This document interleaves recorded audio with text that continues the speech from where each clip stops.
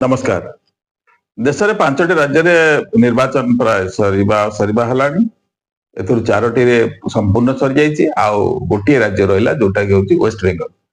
Waste Bengal में शांतिपूर्ण भाव में निर्वाचन को समाप्त करने, निर्वाचन परवर्ती हिंसा रोकने केंद्र सरकार एवं निर्वाचन कमिशन से माने सेठी केंद्रीय पुलिस बल को नियोजक कर खाली से नुहे बूथ भितर कौन प्रकार गंडगोल न करवाई से माने व्यवस्था को बलवत्तर रखिंट।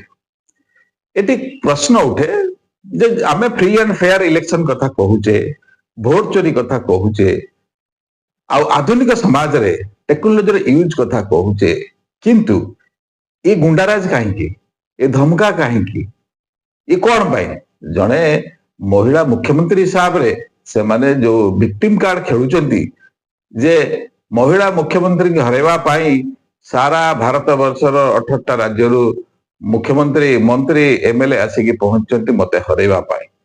तुम तो हारिबा दरकार निहाती कहीं ना तमे जो गुंडाराज चलैच सेठी तमे न हटिले भारत रे एक बड़ विभाजन हेबो।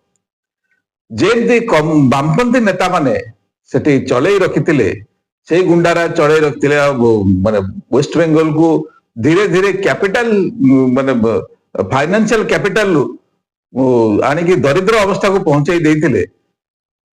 आपण माने माने टीएमसी तो कौन सी बात पड़लानी से तो ताको अधिका नहीं माने तळगु नहीं चलला, गरीबी बढ़ी चलला सेठी कहीं ना जो बांग्लादेश घुसपैठा को पुरैकी भोट पाई से मानको अधिकार देकी जो काम करिच तमे सेठी सेटा ही तमरो दुर्गतिर कारण हेबो।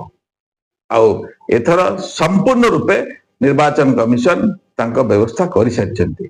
तेणु बाकी रहिला जे निर्भय रे किबळी हमर बेंगली भाई माने जायकी भोट देबे आ देले सेठी परिवर्तन हेबो आउ बेंगल उत्थान निश्चित हेबो। जय जगन्नाथ, जय हिंदू राष्ट्र।